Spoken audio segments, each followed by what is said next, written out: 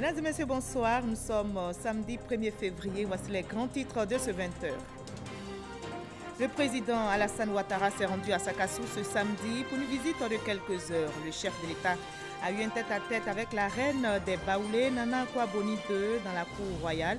Cette visite dans le royaume Oualébou a été également marquée par une pose de gerbes de fleurs au caveau des anciens rois du peuple baoulé. Le vice-président ivoirien sacrifié à la tradition, Daniel Kablan-Duncan, a reçu à déjeuner le corps diplomatique accrédité en Côte d'Ivoire. Un moment de communion et de partage salué par les ambassadeurs. Le renforcement des relations d'amitié et de coopération avec l'État ivoirien a été évoqué au cours de cette rencontre. Autre partenaire de la Côte d'Ivoire, le PNUD, le programme des Nations Unies pour le développement, débloque plus de 7 milliards de francs CFA pour la présidentielle d'octobre prochain. Le PNUD apporte ainsi son appui pour un scrutin transparent et crédible. Une convention a été signée cette semaine entre les deux parties. Et c'est désormais une séparation consommée. Le divorce entre le Royaume-Uni et l'Union européenne est officiel depuis hier. 3 ans et demi après le référendum, le Royaume-Uni entre ainsi dans une phase de transition en se soumettant aux règles et obligations communautaires jusqu'à la fin de cette année 2020. Soyez les bienvenus sur RTI 1. Jusqu'au bout du rêve est un chef-d'œuvre littéraire réalisé par deux grandes plumes de la presse ivoirienne. Agnès Crédy et Zio Moussa consacrent les lignes de leur plume à un héros, Mathieu Kadio Morocro, fondateur de la première entreprise nationale dans l'or noir, c'est-à-dire le pétrole, un homme déterminé à aller jusqu'au bout de son rêve, celui d'être un grand bâtisseur d'empire financier, et il y parvient malgré les difficultés. Mais quelles leçons tirer pour cette jeunesse en quête de modèle dans une société en perte de valeur? Zio Moussa est avec nous. Bonsoir. Bonsoir, madame. Zio Moussa, merci d'être avec nous. Merci, madame. Alors, Jusqu'au bout de son rêve est un livre à 4 mains. Vous comprenez mon message quand je dis 4 mains, puisque vous l'avez pensé, écrit, réalisé avec une autre consoeur, Agnès Crédy. C'est donc une vraie prouesse littéraire. Alors, comment une telle synergie devient-elle possible? Parce que simplement nous avions envie de présenter un homme d'exception, et nous avons trouvé cet homme d'exception dans le fondateur de Petro-Ivoire, Mathieu Kadio Morocro, qui est aussi chef de village. C'est un modèle, c'est une référence. C'est un modèle, vous le c'est décrivez une référence. Dans votre ouvrage, vous allez nous en dire davantage dans la page culture. On se retrouve dans une trentaine de minutes. À tout à l'heure, Zio Moussa. Mais vous restez pour le moment avec nous. On va se rendre tout de suite du côté de Sakassou. Le président Alassane Ouattara s'est rendu ce samedi pour une visite de quelques heures. Le chef de l'État a eu un tête-à-tête avec la reine des Baoulés, Nana Akua-Boni II, dans la cour royale. Mais avant cela, le président Ouattara, à son arrivée dans le royaume Oualébou, a communié avec les populations et qui se sont mobilisés pour l'accueillir. Kader Sogodogo. Sakassou, cœur du royaume baoulé. Il est 10h05. Atterrissage réussi pour le président de la République, Alassane Ouattara. Le chef de l'État est accueilli à sa descente d'hélicoptère par le président du Sénat, Jano Aoussou Kouadio. Le Premier ministre et plusieurs membres du gouvernement sont également présents. Au programme de cette visite à Sakassou, figure en bonne place un entretien avec la reine des Baoulés, Akua-Boni II. Pour l'occasion, ces sujets ont effectué massivement le déplacement pour exprimer leur joie de recevoir le premier des Ivoiriens. Il était important pour nous en tant que sujet de la reine d'être à ses côtés pour apporter cette chaleur humaine que vous voyez, pour démontrer la fierté des Baoulés de recevoir le premier des Ivoiriens, l'acteur de développement chez nous ici même à Sakassou. Et aujourd'hui, le président vient chez nous à Sakassou. Vraiment, le peuple de Oualébou est vraiment heureux, fier de voir notre président qui est en train de faire un travail vraiment au sein du pays. Vraiment, nous sommes contents de le voir et de communier avec lui. Nous avons soif de le toucher et de l'entendre et de voir ce qu'il compte réaliser pour nous dans les jours à venir. Je suis en Jaï. Je suis fier de mon pays où Dieu ne travaille pas. Je viens d'Akété, je suis de Sakassou. Depuis 8 heures, nous sommes là pour attendre le président. De nombreuses têtes couronnées venues de tout le grand centre prennent part également à cette rencontre aux côtés de la reine des Baoulés, Akua-Boni II. Voilà, arrivé donc ce samedi à Sakassou pour une visite de quelques heures. Le président Alassane Ouattara a eu un tête-à-tête avec la reine des Baoulés, Nana Akua-Boni II, dans la cour royale. Cette visite dans le royaume Oualebo a été également marquée par une pose de gerbes de fleurs au caveau des anciens rois baoulés. Plusieurs chefs traditionnels et les cadres du royaume de Oualebo ont aussi effectué le déplacement à Sakassou. Et justement, les élus et cadres de Sakassou, je l'ai dit, se sont mobilisés pour cette visite du chef de l'État. Le président Ouattara a échangé avec eux, notamment sur les questions de cohésion et de développement. Nous en reparlerons au cours de ce journal. Je l'annonçais dans les titres, le vice-président ivoirien sacrifie à la tradition et Daniel Kablan-Duncan a reçu à déjeuner le corps diplomatique accrédité en Côte d'Ivoire. Un moment de communion et de partage salué par tous les ambassadeurs présents. Le renforcement des relations d'amitié et de coopération avec l'État ivoirien a été évoqué au cours de cette rencontre, comme nous l'explique Alexis Ouedraogo. Ambiance bon enfant ce samedi à la résidence du vice-président de la République pour le traditionnel déjeuner du Nouvel An offert au corps diplomatique accrédité dans le pays. Embrassades et retrouvailles chaleureuses. Pour le vice-président Daniel Kablan-Duncan, cette tradition vient raffermir les liens d'amitié. Cette occasion de partage convivial nous offre une opportunité supplémentaire de prôner notre commune aspiration à œuvrer sans relâche à l'accroissement et au renforcement de la qualité de notre coopération pour un partenariat, bien sûr, gagnant-gagnant. Le gouvernement ivoirien mettra tout en œuvre pour garantir le maintien d'un climat de paix et de sécurité, notamment dans la perspective et au cours de la grande échéance électorale de 2020, pour un scrutin libre, transparent, démocratique et apaisé. Daniel Kablan-Duncan n'a pas manqué de dire le soutien du pays à la Chine face aux défis sanitaires auxquels elle fait face en ce début d'année. La rencontre se veut surtout occasion de prôner le renforcement de la coopération avec ces pays pour des partenariats gagnant-gagnant, mais aussi de souhaiter la bienvenue aux nouveaux diplomates accrédités.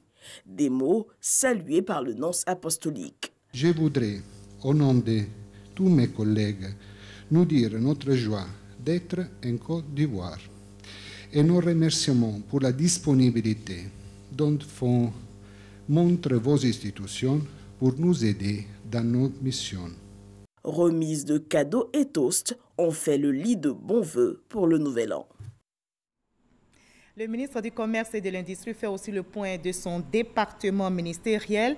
Le ministre Souleymane Diarrassouba annonce 17 projets industriels qui se déclinent donc en 53 activités pour un coût de 336 milliards de francs CFA.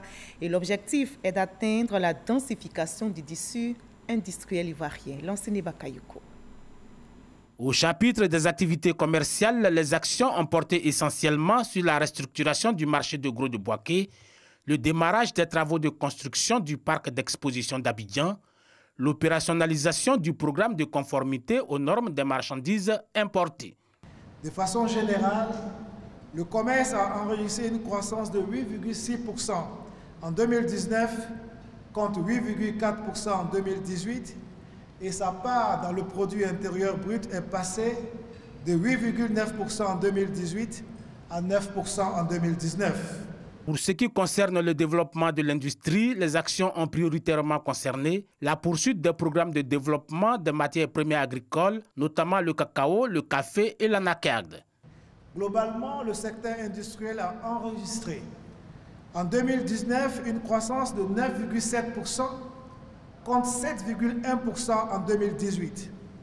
Sa part dans le produit intérieur brut est passée de 25,2% en 2018 à 26% en 2019 et sa contribution à la croissance de l'économie ivoirienne est passée de 1,5 point en 2018 à 2,1 points en 2019.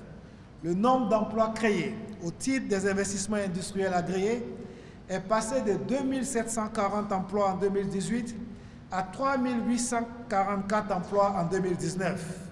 Pour l'année 2020, 17 projets vont être mis en exécution dans le cadre du plan d'action prioritaire 2020. Ce plan prévoit la densification du tissu industriel ivoirien. Ces projets se déclinent en 53 activités pour un coût global de 336 milliards de francs CFA. Dans l'actualité également, le PNUD, le programme des Nations Unies pour le développement, débloque plus de 7 milliards de francs CFA au profit de notre pays pour la présidentielle d'octobre prochain. Le PNUD apporte ainsi son appui pour un scrutin transparent et crédible. Une convention a donc été signée entre le gouvernement ivoirien et l'institution internationale. Sidonie Davila. Le programme des Nations Unies pour le développement PNUD s'engage à accompagner le processus électoral à hauteur de 7,8 milliards de francs CFA. Ce soutien vise à contribuer à des élections crédibles, inclusives et apaisées. Je peux vous assurer que toute notre commission centrale et tous nos démembrements locaux sont mobilisés pour jouer notre partition dans cette quête de maturité démocratique et nous permettre d'être à la hauteur de la noble mission que la nation a bien voulu nous confier. L'appui à la CEI fait partie d'une enveloppe globale d'environ 11 milliards de francs CFA débloqués en faveur de la Côte d'Ivoire pour cette année. Elle servira à couvrir une vingtaine de programmes et de projets dans les domaines de la gouvernance, de la réduction de la pauvreté, de la paix et de la sécurité, entre autres. Tour à tour, les ministères concernés ont signé des plans de travail en présence du ministre de l'Économie et des Finances et de la ministre du Plan et du Développement. L'élaboration de ces documents, à savoir les 7 plans de travail pour l'année 2020 et les accords de coopération qui viennent d'être signés, traduisent, à mon sens, le dynamisme d'un partenariat engagé en faveur du bien-être de nos populations. En effet, pour l'année 2020, le plan d'action prioritaire du gouvernement s'articule autour de 3 défis majeurs, comprenant les grands objectifs fixés par le président de la République, à savoir maintenir la paix et la sécurité sur tout le territoire national en vue de la tenue d'élections apaisées au terme d'un processus électoral libre, transparent et démocratique. Cette signature des plans de travail annuels PTA marque la dernière année d'exécution du cycle du programme de pays du PNUD débuté en 2017. Cette nouvelle approche vise donc à consolider les synergies et les complémentarités d'action inter- et intrasectorielles et à assurer un suivi concerté et coordonné des progrès vers l'atteinte des résultats du cadre de coopération. En plus de la signature du plan de travail 2020 entre la Côte d'Ivoire et le PNUD, le programme des Nations Unies pour le développement a également signé avec la Fondation Bénédicte Janine Kakou Diagou un accord cadre de collaboration. Il est aussi actif sur le terrain. Mamadou Touré, ministre de la Promotion et de la Jeunesse et de l'Emploi des Jeunes, porte-parole adjoint du gouvernement, était l'invité de la 3e édition du Meet-Up. C'est une initiative du programme Idées et Influence. Il s'est prononcé notamment sur l'éducation, le rôle du secteur privé, la création d'emplois pour les jeunes. Ouattara Madou Walter. Idées et Influence, une plateforme d'échange entre des membres engagés de la société civile et les personnalités influentes de la vie politique ainsi que du secteur privé et du public. Des personnalités désireuses de partager leur vision de la Côte d'Ivoire de demain. Débattre aujourd'hui pour construire demain. Et donc on pense que c'est très important de pouvoir s'asseoir, discuter ensemble entre Ivoiriens. Nous sommes pour la grande majorité des membres de la société civile, les opérateurs du secteur privé. Et on pense qu'on doit être aussi en marge des discussions avec les acteurs politiques de tous bords pour pouvoir faire en sorte que la Côte d'Ivoire reste la Côte d'Ivoire. Meetup constitue une des tribunes de cette plateforme qui a déjà vu passer sur ses plateaux Mamadou Koulibaly et Jean Le Bion. L'édition 3 de Meetup a reçu jeudi dernier Mamadou Touré, ministre de la Promotion de la Jeunesse et de l'Emploi des Jeunes. Le porte-parole adjoint du gouvernement a abordé les différentes questions proposées par les modérateurs. Plusieurs points étaient à l'ordre du jour, notamment l'indépendance de la justice, la vie socio-économique, politique et le développement du pays. Mamadou Touré assure que la Côte d'Ivoire va bien. Nous avons un pays qui est dans une bonne dynamique. Les indicateurs socio-économiques aujourd'hui sont verts. Nous avons un pays qui est en train de consolider sa stabilité dans un environnement sous-régional difficile. Notre responsabilité en tant que RHDP, c'est de faire en sorte qu'il n'y ait pas de rupture. C'est normal que l'opposition puisse exercer son droit, et ils doivent exercer leur droit, mais que cela se fasse dans un cadre républicain. Les élections vont se passer dans des bonnes conditions. Dans la tranquillité, les Ivoiriens iront voter, et je peux vous rassurer. Après environ 2 heures d'interactivité, le public et les modérateurs ont salué la disponibilité du ministre Mamadou Touré qui s'est prêté sans faux fuyant au questionnaire. Et sur la scène politique nationale, la coordination régionale RHDP de Treichville et de Makori se mobilise pour la cérémonie de présentation de vœux des militants au président du parti prévue demain dimanche. Et bien pour la réussite de cet événement qui va se tenir au parc des sports de Treichville, une rencontre avec les jeunes du RHDP a été organisée dans la commune de Makori. Mamadou Kwasi. Dans la coordination régionale RHDP de Treichville-Makori, on mise sur la carte de la proximité pour gagner tous les défis électoraux. Une rencontre avec les jeunes dans la commune de Makori a permis au ministre François-Albert Amicha, coordinateur régional, de recueillir leurs préoccupations. Des préoccupations portées essentiellement sur leur insertion socio-professionnelle. Au terme des échanges, les jeunes se disent satisfaits des arguments du ministre François-Albert Amicha. Nous sommes rassurés que nos leaders politiques pensent vraiment à la jeunesse.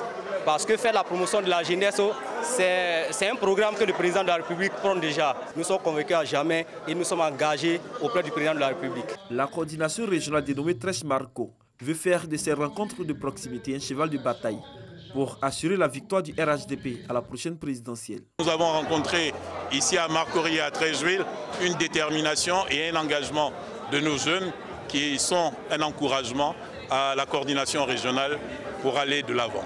Cette rencontre a permis également au ministre d'exhorter les jeunes, surtout les nouveaux majeurs, à se faire établir des pièces administratives. Mais avant, ils se sont donné rendez-vous au parc des sports de Treichville ce dimanche 2 février 2020 pour la cérémonie de présentation de vos présidents du parti et aussi rafler la palme de la mobilisation.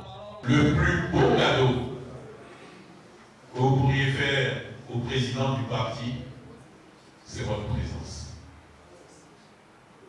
Et vous viendrez avec vos pancartes, vos banderoles que nous avons préparées. Il faut qu'on sente que Trèche et Marco sont là. Et toujours en politique, on fait maintenant une lucarne sur les moments Force 2015, nouveau démembrement de la Force 2015. La Fédération des organisations républicaines pour la cohésion et l'émergence se mobilise pour le RHDP. Dans la commune de Treichville, elles ont battu le rappel de leurs membres à l'occasion de leur sortie officielle. Le reportage d'Ami Meïté et Abou Sanougo. À quelques mois de l'échéance présidentielle de 2020, la Force 2015, la Fédération des organisations républicaines pour la cohésion et l'émergence, a affûté ses armes pour la victoire du RHDP avec les Moments Force 2015, un de ses démembrements qui a effectué sa rentrée politique. Rentrée politique qui a vu l'investiture de Diarra Tamini, qui entend œuvrer pour le triomphe du rassemblement des oufouettistes pour la démocratie et la paix. Soyez rassurés, Monsieur le Président, les Moments Force 2015 de Treichville sont prêts pour vous, à tout moment, en tout temps et en tout lieu, autour des idéaux du président Alassane Ouattara. Le président de la Force 2015, le député Charles Niaouri, a salué la forte mobilisation, puis a invité les Moments Force 2015 à soutenir le président Alassane Ouattara. La Force 2015 a pour rôle de travailler à l'union et à la cohésion entre tous les cadres et tous les militants du RHDP, là où le mouvement est installé. À la Force 2015, il n'y a pas une affaire de pro X, il n'y a pas une affaire de pro Y. Tout ce que nous recherchons, c'est de travailler à soutenir l'union et la cohésion au sein du RHDP. Les Moments Force 2015, soutenus pour l'occasion par Ami Tunkara, représenté par Mariam Fetigui, comptent occuper le terrain pour sonner la mobilisation et le rassemblement autour du président de la République Alassane Ouattara et du RHDP. Aujourd'hui, samedi 1er février 2020, toujours sur la scène politique, s'est tenu à Yopougon-Figayo, un meeting du parti EDS. Entendez Ensemble pour la démocratie et la souveraineté. Ce meeting a enregistré une délégation du PDCI RDA et avait pour objectif de lancer un appel à la réconciliation nationale. Les militants venus ont également demandé la libération totale de l'ex-chef d'État ivoirien, Laurent Gbagbo. Et l'équipe de reportage de la RTI partie couvrir cette manifestation n'a pas pu travailler jusqu'à son terme en raison de l'hostilité de certains militants. C'est désormais une séparation consommée. Le divorce entre le Royaume-Uni et l'Union européenne est officiel depuis hier vendredi 31 janvier à 23 h. 3 ans et demi donc après le référendum, le Royaume-Uni entre ainsi dans une phase de transition en se soumettant aux règles et obligations communautaires jusqu'à la fin de cette année 2020. Pour le Premier ministre Boris Johnson, c'est le début d'une nouvelle ère de coopération amicale entre l'Union européenne et une Grande-Bretagne pleine d'énergie. Et nous sommes samedi, l'instant culture à présent.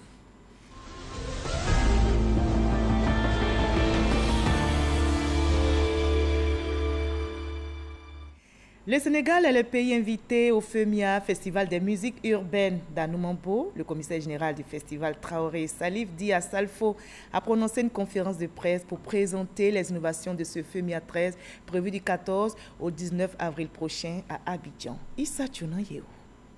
Après le Burkina Faso, pays invité d'honneur du Festival de musique urbaine d'Anoumambo, FEMIA 12, c'est au tour du Sénégal de se voir honoré par les magiciens. Le pays est l'invité d'honneur du FEMIA 13. Assalfo, commissaire général de l'événement, s'est rendu à Dakar pour porter l'information auprès des autorités et des populations. C'est tout à fait naturel que nous puissions inviter ce pays-là qui a un bon nombre de ressortissants en Côte d'Ivoire. Nous avons grandi avec l'histoire du Sénégal, nous avons grandi avec des Sénégalais et je crois que c'est un clin d'œil, c'est pour renforcer ces liens d'amitié-là que nous avons pensé au Sénégal, tout comme nous l'avons fait l'année dernière pour le Burkina Faso. Une information bien reçue par les artistes et autorités.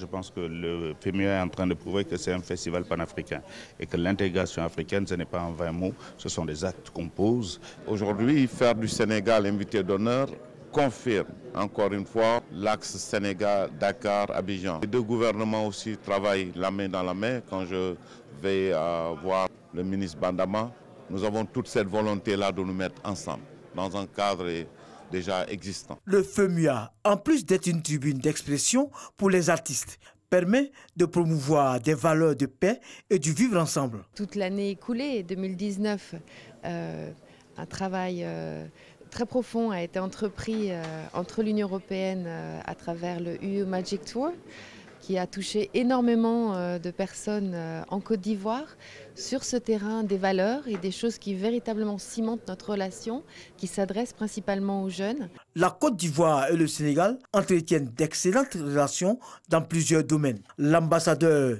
de la Côte d'Ivoire au Sénégal salue l'initiative du groupe Magic System. Je voudrais saisir cette opportunité pour rappeler les liens d'amitié et de coopération qui existent entre nos deux présidents, qui sont des frères. Un bonheur de constater qu'aujourd'hui le Sénégal est l'invité d'honneur. Et nous allons tout faire au niveau de l'ambassade de Côte d'Ivoire à Dakar pour accompagner et le festival et également appuyer et soutenir la participation du Sénégal à ce festival. Le lancement du FEMIA au Sénégal a été l'occasion pour Assalfo de faire un plaidoyer afin que le FEMIA soit un festival panafricain soutenu par tous les pays du continent. Le FEMIA 13 aura lieu du 14 au 19 avril 2020. Et très belle transition pour passer maintenant à l'entretien avec notre invité de la page culture de ce 20h. On vous retrouve, Zio Moussa. Et je rappelle que vous êtes co-auteur avec Agnès Trédy de l'ouvrage Jusqu'au bout de son rêve. Alors, Mathieu Kadio Morocco, votre héros est fondateur de la première entreprise nationale dans l'or noir, je l'ai dit, c'est-à-dire le pétrole. Alors pourquoi si peu d'Ivoiriens connaissent-ils l'histoire de ce grand homme au parcours si inspirant? Je pense que c'est presque le destin de la plupart des grands hommes que d'être méconnus parfois par leurs contemporains. Mais il faut bien sûr leur donner une tribune pour qu'on puisse les connaître. Et vous leur avez donné cette tribune, c'est un ouvrage. On va suivre ensemble le résumé qu'en fait notre confrère Franck Wadio et puis on va en rediscuter sur ce plateau. Okay. C'est une biographie pour porter au regard du lecteur Un modèle de réussite. Mathieu Kadio Morocco, fondateur de société, président de conseil d'administration et chef coutumier. Une œuvre portrait avec le sujet, le regard tourné vers l'avenir. Parler d'avenir pour quelqu'un qui a déjà presque tout accompli, cela est possible, car selon les auteurs, l'avenir, c'est ce modèle qu'ils véhiculent auprès des plus jeunes. Deux plumes donc pour porter le message, les plus belles de la presse ivoirienne, Agnès Crédit et Zio Moussa. Ils ont pu imprimer sur les pages blanches le parcours d'un homme. Mais qui est Mathieu Kadio Morocco? C'est l'histoire d'un homme, enfant unique qui tisse sa toile et se réalise dans un univers professionnel, celui des hydrocarbures dominé par des firmes internationales.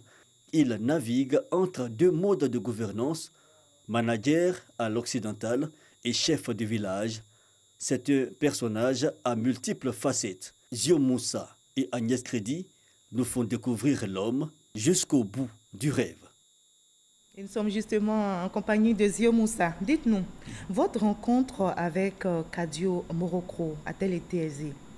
Oui, c'est un homme qui dément le fait qu'on dise souvent que les riches sont difficiles d'abord, non? Lui, il était facile d'accès. Lui, il est facile d'abord, il est très humble et c'est un homme très relationnel. Et pourquoi lui, il a accepté qu'on écrive sur sa vie? Parce qu'il a senti que la génération d'aujourd'hui, ou les générations d'aujourd'hui, mais aussi les générations qui viennent après sa génération, ont besoin de références, ont besoin de connaître ceux qui se sont réalisés, qui se sont faits par eux-mêmes. Et c'est Agnès Crédit et moi qui sommes allés à sa rencontre pour qu'il nous dise son histoire, pour qu'il nous dise sa vie, qui est une vie de combat, qui est une vie de travail, qui est une vie aussi consacrée à la famille, à la tradition. Et mais il y a aussi des difficultés. Bien sûr. Alors le livre est construit en 7 chapitres, dont le premier est intitulé « Fils unique d'une fille unique ». Alors dites-nous, qui est cette femme qui ouvre les pages de votre livre? Et puis où est son père? Parce que je me suis posé cette question aussi. Oui, son père est dans le livre. Oui. Mais son père, quelqu'un qui a vécu, qui est connu dans la région de l'Indénié, qui était un homme d'affaires déjà aussi dans ces années-là. Et c'est ce père-là qui l'a initié, qui lui a appris la culture et l'amour du travail. Sa mère est une enfant unique et lui-même est un enfant unique. Donc leur unicité les a tellement unis que vous verrez que dans l'œuvre, dans le livre, il parle de sa mère, de la disparition de sa mère, comme une tragédie grecque. Il n'oublie pas sa mère, il n'arrive pas à oublier sa mère. Alors, le livre s'achève sur un titre assez particulier, Sébastien. Alors, le fils Phil, qui relie aux autres générations, et on comprend là toute l'importance de la transmission de l'héritage, mais en plus de donner l'entreprise à gérer à son fils, que lègue Kadio Morocco aux autres générations? Alors, Kadio Morocco lègue aux autres générations, et ça je m'adresse aux jeunes Ivoiriens, mais aussi aux moins jeunes qui veulent se réaliser. Kadio Morocco laisse aux générations d'aujourd'hui, mais à celles qui vont venir après celles d'aujourd'hui, laisse l'amour du travail, la volonté de se réaliser par soi-même, de ne pas passer par des passe-droits, parce que Kadio Morocco n'a bénéficié d'aucune aide financière. Il a commencé avec 45 millions en poche. Aujourd'hui, son entreprise... Une prime qu'on lui avait... Voilà, parce qu'il est parti... on ne va pas citer cette entreprise, c'est ce plateau, d'une entreprise d'or aussi, voilà, c'est ça. Et donc, c'était ces dommages et intérêts, 45 millions. Il s'est réuni avec quelques amis et il a commencé depuis 93, 94. Et aujourd'hui, cette entreprise pèse, si je ne me trompe pas, presque 500 milliards et brasse les chiffres d'affaires de l'ordre de 130 à 150 milliards. Alors, dites-nous, vous dites qu'il a traversé des difficultés. Bien sûr. Est-ce que vous pouvez nous dire en 2 phrases ces difficultés que Morocco a traversées et surtout comment est-ce qu'il est arrivé à les surmonter? Alors, vous savez, brasser l'or noir n'est pas une habitude, n'est pas dans la culture des Africains. Donc, il est venu sur un terrain qui avaient déjà été conquis par les grosses entreprises du pétrole de l'or noir qui s'étaient installées. Et donc, il a dû les affronter. Cela n'a pas été du tout difficile, surtout qu'il a rendu sa démission de l'une de ces grosses boîtes étrangères. Il avait le goût du risque. Oui, il aime le risque. C'est un battant, c'est quelqu'un qui se bat, qui aime véritablement se battre pour se construire et pour se réaliser. Quelles étaient ses forces? Disons que c'est la foi en soi, le fait de vouloir se réaliser sans béquille, sans se faire aider par des politiques, sans chercher à avoir l'argent d'abord. Lui, il est parti sur la base d'idées et sur la base de ses propres ambitions. Il a voulu se réaliser. Alors revenons au cœur de votre récit. Vous nous dévoilez un homme à double face, à la fois PDG et chef de village. Alors comment le costume 3 pièces fait-il la place au pagne Kita et les souliers à la chaussure royale Aboudjé? Depuis 4 ans, nous fréquentons cet homme exceptionnel. Et je crois que c'est d'abord par l'éducation, parce que c'est quelqu'un qui a été éduqué par son père, qui lui-même est bâtisseur de village, parce que le village Afalikro est le village qui a été bâti, voilà, dont il est le chef, a été bâti par son grand-père. Son père avait l'une des voitures les plus importantes, les plus luxueuses en Côte d'Ivoire à l'époque.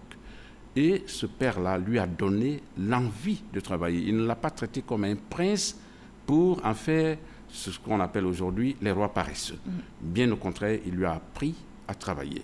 Et en même temps, il a éduqué aussi pour prendre la relève, devenir chef de village, chef traditionnel.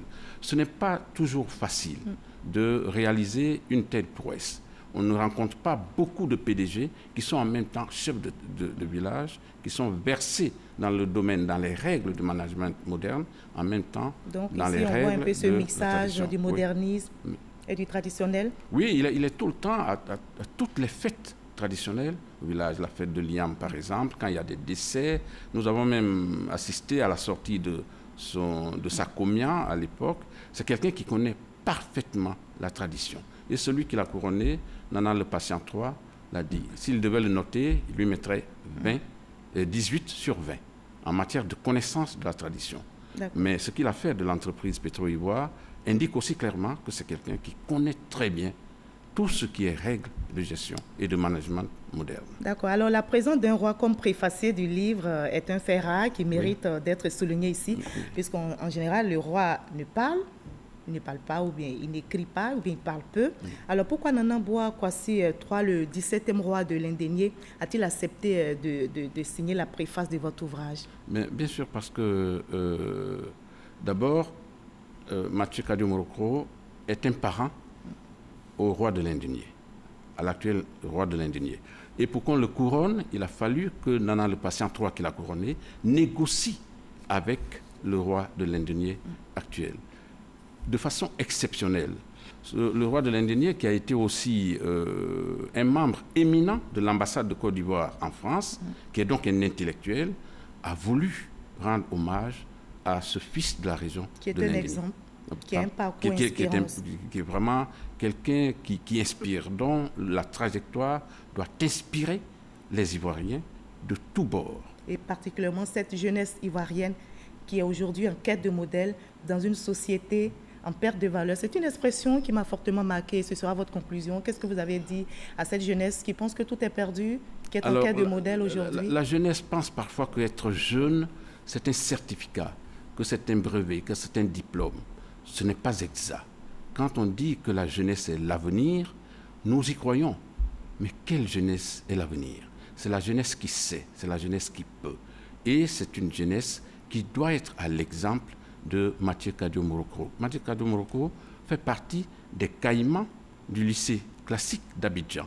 Et sa génération a donné des hommes importants à la Côte d'Ivoire. Le vice-président actuel fait partie de sa promotion, des personnalités comme l'ancien ministre de la Marine, Lamine Fadiga, est de sa promotion, l'ancien président de la République, Laurent Gbagbo, est de sa promotion, et ils sont nombreux de sa promotion à être devenus de grands hommes.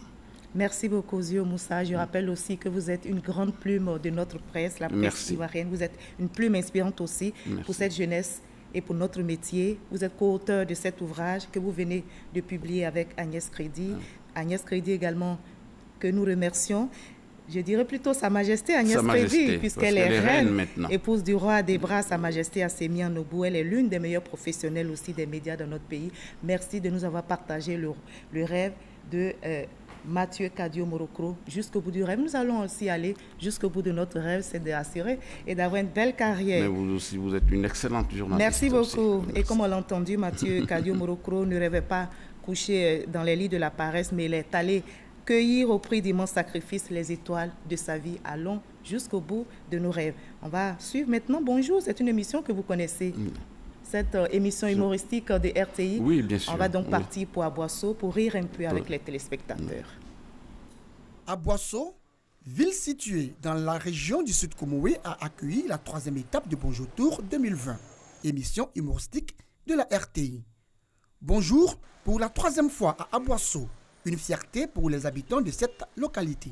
En cette année, on a vraiment besoin de ça, oui, parce que on attend trop de choses, donc on a vraiment besoin de ça pour venir nous amuser et puis nous faire oublier beaucoup de choses. Il faut ça, parce que se baser trop sur l'élection, bien quoi là, bon, ça peut-être que ça va nous conduire à autre chose, donc vaut mieux se distraire. Le reste, Dieu va le faire. Pendant ce temps, sur le lieu du spectacle, équipe de production et techniciens de la RTI s'activent. Rien ne doit être négligé. On fait la mise en place pour ne pas qu'il y ait des bousculades ou que certains s'asseyent n'importe comment. Pour que ce soit dans la ligne droite, pour que ce soit beau à voir. La nuit tombée, la place Alexis Etier-Elengan est bondée de monde. Personne ne voulait se faire compter l'événement. Sur scène, les humoristes donnent le meilleur d'eux. Vous avez déjà vu femme qui est d'ail. Elle a beaucoup d'où que ça va pluer. Nous on est en train de prier à l'église comme ça. Et puis elle arrive à la grotte. Je vous salue Mali. 22 femmes. Le Seigneur a bon gourou. Vous êtes venus tous les fois. Et j'ai dit, le film de vos antennes est venu. C'est de Mali. Ma mère de Dieu. Priez pour garder, après on va manger, on dit la vieille va dormir. Monsieur Fossini Dambélé me demande de vous saluer. Bonjour, c'est ça, c'est l'esprit. C'est de vous voir rassemblés comme ça. C'est cette Côte d'Ivoire, la belle. Sorties nombreuses, les populations d'Aboisseau se réjouissent de la qualité de la prestation des humoristes. En faisant venir Bonjour, il a égayé la population d'Aboisseau. Vraiment, tout le monde est content. Nous disons merci pour tout ce qu'il a fait pour la population du 108. Occasion pour le parrain, le ministre de la Santé et de l'Hygiène publique, par ailleurs, président du Conseil régional du Sud Comoé, d'inviter la population à l'union et à la cohésion. Merci au DG d'avoir autorisé la grande équipe de Bonjour 2020 à revenir encore à Aboisseau. Et merci à chacun et à chacune de vous. Aboisseau est gâté. Vous êtes heureux, non? Alors, c'est tout ce qu'on demande. Voilà, la cohésion est totale. À la fin de ce grand événement de convivialité, un présent de la part du directeur général de la RTI a été remis au parrain Dr Aka Oulé. Après Aboisseau, prochaine étape de Bonjour Tour 2020, Bouaké, capitale de la paix. Mesdames et messieurs, écoutez la réponse de ma chérie. Un garçon qui te trompe, un garçon en va, qui préfère?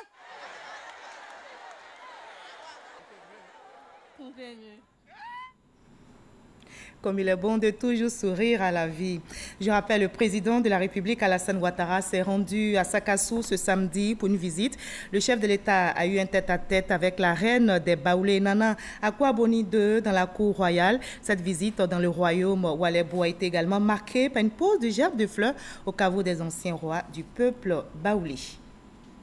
Voilà, et après cette visite de quelques heures dans le royaume baoulé pour parler notamment développement et cohésion, le président de la République, Alassane Ouattara, a tout de suite mis le cap sur Abidjan. Et comme vous le voyez sur ces images, ce sont les autorités, les cadres et élus de Sakassou qui disent au revoir au président Alassane Ouattara qui a regagné Abidjan cet après-midi même.